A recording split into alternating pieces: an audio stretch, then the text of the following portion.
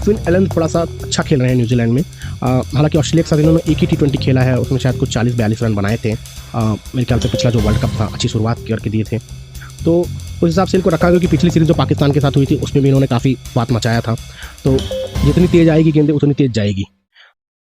Hello all the cricket lovers, आप सभी का एक बार फिर से स्वागत है आपके अपने यूट्यूब चैनल द क्रिकेट दंगल में।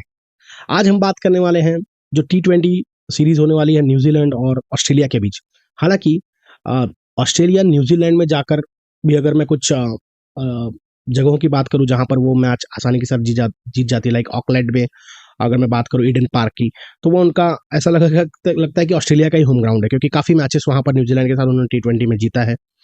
उसके साथ साथ मैं और भी बात करूं तो ऑस्ट्रेलिया की जो T20 की टीम है वो मुझे ऑलरेडी एक विश्व विजेता टीम लगती है, क्योंकि उनके देखिए T20 में आपके पास तगड़े ऑलराउंडर होने चाहिए, और ऑलराउंडर के साथ साथ आपके पास जो एक पक्के हिटर होते हैं। हिटर का मतलब ये होता है कि आपका जो हिट लगता है तो क्लीन जाए, सिक्सर, भले वो 4 मीटर आगे गिरे, 6 मीटर आगे गिरे, लेकिन वो क्लीन वो 6 में कन्वर्ट हो जाए। या अगर आप मार रहे हैं तो गैप शॉट भी आपके पास तगड़ा है, जैसे कि अगर वार्नर की बात कर लूँ, मैक्सवेल की बात कर लूँ, मिचेल मार्श की, ट्रेविस हेड की बात कर लूँ, तो एक सब अच्छे प्लेयर हैं। अब इनकी कमजोरी क्या होगी कि अगर आप शुरुआत में ही तेज बॉलिंग करें विकेट टू विकेट तो ये आउट भी हो सकते हैं, क्योंकि ये बल्ला चलाने के लिए जाएंगे। अगर आउट नहीं होते तो अच्छा खेलेंगे, लेकिन उम्मीद यही रहती है कि अगर बॉलर सीधा जड़ में गेंद फेंकते रहे, है ना, तो इससे इनको विकेट लेने के भी चांसेस ज़्यादा बनते हैं। हालांकि हम देखेंगे कि अब कौन जड़ में फेंकता है, कौन गेंद को बाउंड्री के बाहर पार करता है। तो मैं आपको बताऊंगा कि आपको अपनी टीम कैसी पिक करनी है। अगर आप चैनल पर नए हो दोस्तों तो चैनल को प्लीज़ सब्सक्राइब कर लें, और वीडियो अगर पसंद आती है तो दोस्तों लाइक और शेयर जरूर करें। तो मैं आपको बताने वाला हूँ कि जो T20 मैच है, 3 मैचों की सीरीज होने वाली है। 2 मैच तो शायद ऑकलैंड में होगा, दूसरा और तीसरा।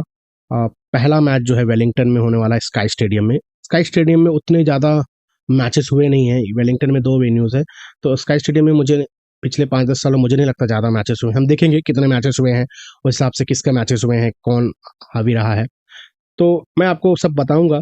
तो अभी जो बताने वाला हूँ कि ये 3 T20 मैच होने वाली है, और यहाँ पर 2 टेस्ट मैच भी खेला जाएगा। तो वर्ल्ड टेस्ट चैंपियनशिप की दौर में अगर आपको पता हो तो पहले नंबर पर न्यूजीलैंड है, जिन्होंने 4 में से 3 जीता हुआ है। इंडिया दूसरे पर है, जिनके पास भी 4 विन है। पांचवी विन आनी चाहिए, और ऑलरेडी भारत के पास 4 विन है आउट ऑफ 7 गेम्स। तो एक इन्होंने इंग्लैंड से हारा हुआ था, एक अफ्रीका से हारा हुआ है, और एक वेस्ट इंडीज के साथ ड्रॉ हुआ था। तीसरी में बात करूँ तो ऑस्ट्रेलिया है। तो मुझे मोस्टली लग रहा है कि ये 3 टीमों के बीच में ही टक्कर होगी, अगर होगी तो ऑस्ट्रेलिया भी ज़्यादा पीछे नहीं है, उनके पास भी 4 से 5 विन है।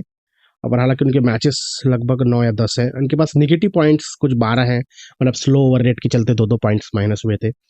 तो इन तीनों में ही टक्कर होगी, मुझे अभी तक ये लग रहा है। इंडिया अगर ये जो सीरीज कंटिन्यू चल रही है 4-1 से जीतती है, जैसा मैंने अगर पिछले वीडियो में कहा था, अगर आपने मेरी दूसरी वीडियो देखा होगा, पहली जब हार के बाद मैंने कहा था कि अभी भी मैं इसको 4-1 से ही देखता हूं, तो 2-1 ऑलरेडी हो चुका है। अब उम्मीद है कि रांची वाला टेस्ट भी इंडिया जीत जाएगी, उसके बाद कम से कम 3-1 से चैन की सांस लेगी, लेकिन चौथा जीत के अपने आप को सुनिश्चित करेगी पहले या दूसरे पायदान पर।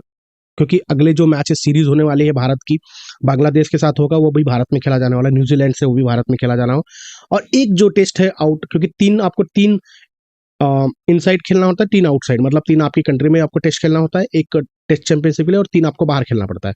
तो वेस्ट इंडीज और अफ्रीका के साथ भारत ऑलरेडी खेल चुका है। अब इंग्लैंड, बांग्लादेश और न्यूजीलैंड के साथ वो भारत में ही खेलेगा, और एक जो ऑस्ट्रेलिया टूर पर जाने वाले हैं, मेरे ख्याल से नवंबर-दिसंबर में 5 टेस्ट मैच होगा।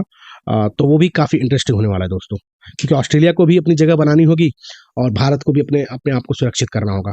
तो काफ़ी मज़ा आने वाला है, काफ़ी इंटरेस्टिंग ये साल जाने वाला है। आप हमारे साथ बने रहिए।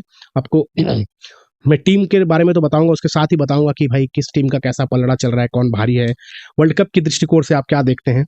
तो खैर, हम आज बात करेंगे सिर्फ न्यूजीलैंड और ऑस्ट्रेलिया की T20 की जो टीम लाइनअप होगी, मैच कहाँ होने वाला है, कौन सी टीम आपको पिक करनी है। बाकी सारे जो खबरें मैं जैसे मैं बात कर रहा हूँ वो सब मैं आपके लिए लाते रहूंगा अलग अलग वीडियो में, तो चैनल के साथ जरूर बने रहना। तो सबसे पहले हम देखते हैं कि ये जो मैच होने वाला है,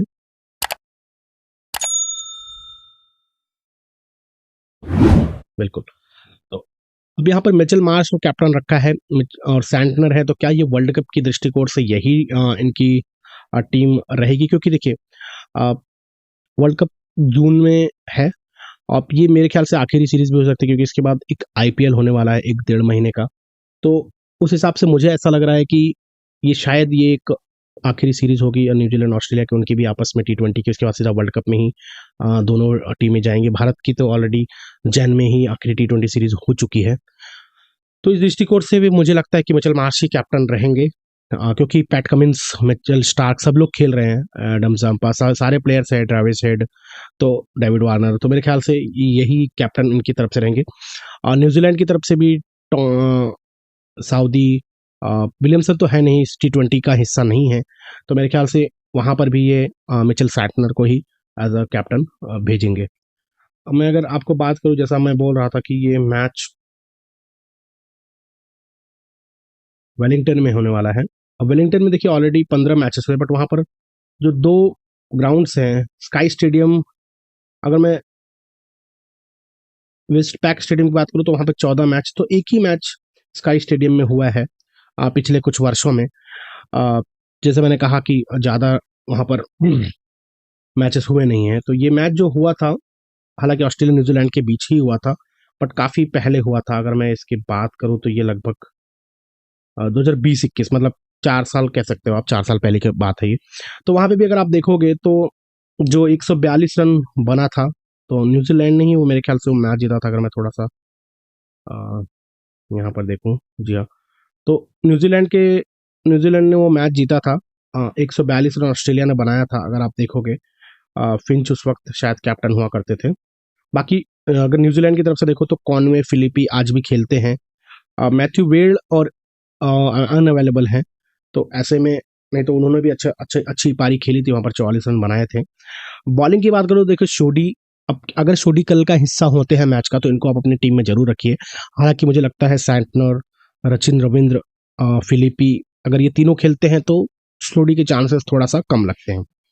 उसके बाद जब ट्रेंट बोल्ट भी नहीं है, सऊदी की भी 2 विकेटें हैं यहाँ पे, तो सऊदी, चपमैन अगर खेलते हैं तो ये सब प्लेयर्स को आप रख सकते हैं, क्योंकि इनके पास एक मैच ऑलरेडी है यहाँ पे, तो हो सकता है थोड़ी बहुत यादें रहे उनमें और अच्छा करके जाएं। अब यहाँ पे अगर आप देखोगे तो एक ही मैच हुआ है, तो उसमें ज़्यादा एक्सप्लेनेशन नहीं बनती है, क्योंकि 142 रन ऑस्ट्रेलिया ने बनाया था, 143 न्यूजीलैंड ने बना लिया था। सिक्सेस की बात करें तो 12 छक्के लगे हुए हैं, मतलब सिक्सेस लगते हैं इस ग्राउंड पे। अब ये इतने कम रन में ही इतने छक्के लग गए हैं, तो अगर अच्छी बैटिंग होती है तो मेरे ख्याल से और भी छक्के लग सकते हैं। तो अब इस ग्राउंड के हिसाब से अगर आप देखोगे तो स्पिनर्स को भी मदद है, फास्टर्स को भी मदद है। बैटर भी आपको अगर दिखेंगे तो ओपन करने वाले या जो थोड़ा सा तेजी से रन बनाते हैं, उनके उनके पास एक मौका है यहाँ पर। तो उस बेस पे अगर मैं एक टीम प्लान करके दूं आपको कि भाई क्या टीम प्लान कर सकते हैं प्लानिंग के साथ, तो ये एक टीम है। यहाँ पे जैसे मैंने कहा, अगर शोडी नहीं खेलते हैं, अगर शोडी खेलते हैं तो डेफिनेटली आप शोडी को टीम में रख सकते हो। Southee, Zampa, Mitchell Starc. अब फिन एलन थोड़ा सा अच्छा खेल रहे हैं न्यूजीलैंड में। हालांकि ऑस्ट्रेलिया के साथ इन्होंने एक ही T20 खेला है, उसमें शायद कुछ 40-42 रन बनाए थे। मेरे ख्याल से पिछला जो वर्ल्ड कप था अच्छी शुरुआत करके दिए थे, तो उस हिसाब से इनको रखा, क्योंकि पिछली सीरीज जो पाकिस्तान के साथ हुई थी उसमें भी इन्होंने काफ़ी बात मचाया था। तो जितनी तेज आएगी गेंदें उतनी तेज जाएगी। फिलिपी भी अच्छी फॉर्म में है, कॉनवेन अच्छा खेला है, इस ग्राउंड पे भी अच्छा खेला है और ऑस्ट्रेलिया के साथ अच्छा करते हैं। इसके लिए मिचेल मार्श, डेविड वार्नर काफ़ी फॉर्म में है। मिचेल सैंटनर की एक थोड़ा सा क्वेश्चन मार्क है कि क्या ये, लेकिन एज अ कैप्टन मुझे लगता है जिम्मेदारियां लेंगे और आगे बढ़ के करेंगे, इसके लिए इनको रखा हो। मैक्सवेल के तो क्या कहने, अगर इनको 15-20 बॉल भी मिलता है तो ये अपना काम कर देंगे। अब इन दोनों प्लेयर्स में से आप देखोगे कि अगर सोडी नहीं खेलते हैं तो फिर आप एक ऑलराउंडर खेल सकते हो। हालांकि स्टोइनिस भी नहीं है, नहीं तो स्टोइनिस को हम डेफिनेटली रखते हैं, बट उनकी जगह पे लाइक शॉर्ट को रख सकते हैं, हार्डी को रख सकते हैं अगर वो खेलते हैं कल के मैच में। तो इस तरीके से दोस्तों आप अपनी एक टीम अच्छी सी बना सकते हैं। फिनएलन, उसके साथ साथ कॉनवे, या फिनएलन, कॉनवे, वार्नर, ऐसे 3 प्लेयर्स में मैं थोड़ा सा दाव ज़्यादा लगाना चाहूँगा। अब अगर मैं आपको बताऊं कि इनकी जो आपस में मैचेस हुए हैं, ऑस्ट्रेलिया और, खैर ये तो इसी ग्राउंड पर एक मैच ऑलरेडी हुआ था, यहाँ पे आप देख सकते हैं, लेकिन मैं इस ग्राउंड को हटाता हूँ क्योंकि ग्राउंड मैचेस जो हुए थे वो पुराने हैं। वेलिंगटन में भी हटा देता हूँ मैं। ऑस्ट्रेलिया का दबदबा हालांकि दूसरे वाले ग्राउंड पे था, वेस्ट पैक में।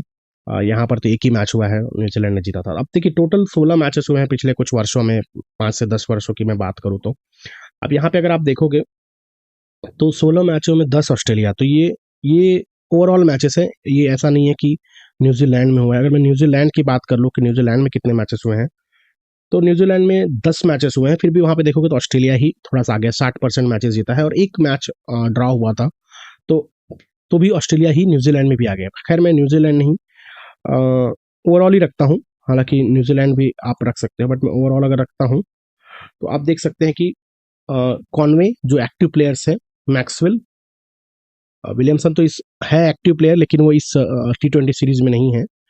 वार्नर की बात किया मैंने, जैसे मिचेल मार्श है, स्टोइनिस भी इस मैच में, मतलब इस T20 में मैच में नहीं है।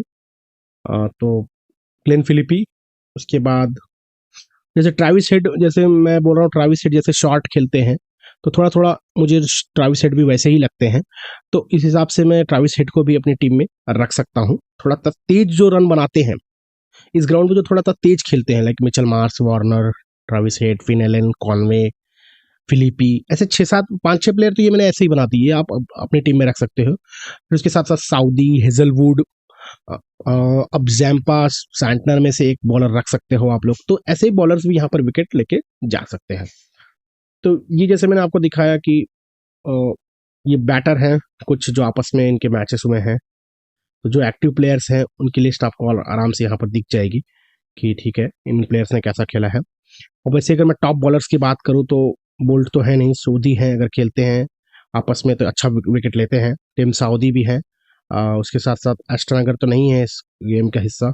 सैंटनर ने भी 9 में 12 विकेटें ली हैं, उसके साथ साथ जैम्पा के थोड़ा सा कम है। बाकी अगर मैं पैट कमिंस, मिचेल स्टार्क, इन सब की बात करूँ तो उनकी भी उतनी ज़्यादा परफॉर्मेंस नहीं आई है, क्योंकि ज़्यादा मैचेस खेले नहीं है। अब वर्ल्ड कप में तो आपको पता होगा कि अगर मैं कमिंस की बात करूँ तो कोई विकेट नहीं है, मिचेल स्टार्क के पास भी 2 मैचों में कोई विकेट नहीं है। हेजलवुड के पास थोड़ा सा अच्छा आप जा सकते हैं, तो मैं हेजलवुड को भी बोलूंगा कि आप अपनी टीम में रख सकते हैं, क्योंकि 2 मैचों में 5 विकेटें हैं, तो हेजलवुड मेरे ख्याल से एक अच्छे ऑप्शन आपके लिए हो सकते हैं। वही मैं अगर थोड़ा सा डिटेल में आपको दिखा दूं कि भाई कितने चौके छक्के की बात किया जाए, तो 30+ स्कोर आप देख सकते हैं। 4 बार कॉनवे के हैं, मैक्सवेल के 3 बार हैं, उसके साथ साथ वार्नर के 2 बार हैं, मिचेल मार्श के 2 बार हैं कुछ 7-8 मैचों में। तो इस तरीके से भी आप अपनी टीम यहाँ से देख के आसानी के साथ पिक कर सकते हैं जो एक्टिव प्लेयर होंगे, ठीक है। और वैसे मैं अगर बॉलर की भी बात कर दूं तो जैसा कि मैंने ऑलरेडी कहा, सोधी अगर खेलते हैं तो अपनी टीम में रख सकते हैं आप, जैम्पा को रख सकते हैं, सैंटनर है, साउदी हैं, हेजलवुड हैं। हालांकि मिचेल स्टार्क और पैट कमिंस के पास उतनी विकेटें नहीं है आपस में खेलने में, 2 ही मैचेस खेले हैं, बट जैसा कहते हैं ना कि नया सीरीज है, नया अध्याय, नया चैप्टर है, तो हो सकता है कुछ नया हो जाए। तो अगर आप एक क्रॉस टीम बनाते हो कि भाई इनके पास आपस में खेलने पर कोई विकेटें नहीं है, तो इसका मतलब हो सकता है कि सही में विकेटें ना ही आए आगे भी, लेकिन ऐसा हो सकता है कि विकेटें आ ही जाए ज़्यादा, तो उस हिसाब से भी आप अपनी टीम बना सकते हो। तो अब दोस्तों अगर ग्राउंड की टीम हमने देख ली थी, अगर मैं एक टीम आपको इनकी आपस के जो हेड टू हेड मुकाबले जो इतने भी हमने देखे उस हिसाब से ये टीम आपकी बनती है। अब जैसे सचिन रविंद्र की मैंने बात की, अगर सोधी नहीं खेलते हैं, हालांकि ओपन तो मुझे लगता है कि फिनेलन और कॉनवे ही करेंगे, तो अब सचिन रविंद्र की भूमिका क्या होगी वो देखने वाली होगी। तो T20 के हिसाब से मैं थोड़ा सा इनको पीछे रखूंगा, क्योंकि ओपन मुझे लगता है ये 2 ही प्लेयर करेंगे। फिर वन डाउन अगर डेरिल मिचेल भी नहीं है इसका हिस्सा, तो मेरे ख्याल से वन डाउन आ सकते हैं। बट अगर मैं ट्रैविस हेड की बात करूँ, वार्नर की बात करूँ, तो अच्छी पारी दोनों खेल सकते हैं यहाँ पर। बॉलर की बात जैसे मैंने हेजलवुड की कहा, साउदी तो बॉलिंग करेंगे ही अच्छी, और अगर उनको बैटिंग मिलती है तो हाथ भी साफ कर लेते हैं, तो ये 2 बॉलर मेरे गो टू बॉलर रह सकते हैं यहाँ पर। अगर फिनेलन खेलते हैं तो मिचेल स्टार्क का कुछ बनेगा नहीं, क्योंकि फिर वो लाइन लेंथ बिगाड़ देंगे। और उसके साथ साथ अगर मैं बात करूँ, मिचेल मार्श तो हमेशा मैं रखूंगा ही टीम में, क्योंकि ऐसे प्लेयर है कि 10-15 बॉल भी इनके लिए इनफ हो जाती है। तो इस तरीके से दोस्तों आप अपनी टीम बना सकते हैं, और जैसा मैंने बताया है कि किस प्लेयर की परफॉर्मेंस कैसी है आपस में खेलने पे या इस ग्राउंड पे, एक ही मैच हुआ है फिर भी, उस हिसाब से आप देख के भी अपनी टीम बना सकते हैं। तो उम्मीद करता हूँ दोस्तों ये वीडियो भी आपको पसंद आई होगी। मिलेंगे आपसे दोस्तों नए वीडियो में, तब तक के लिए धन्यवाद। अगर चैनल पर आप नए हो तो प्लीज़ चैनल को सब्सक्राइब कर लें।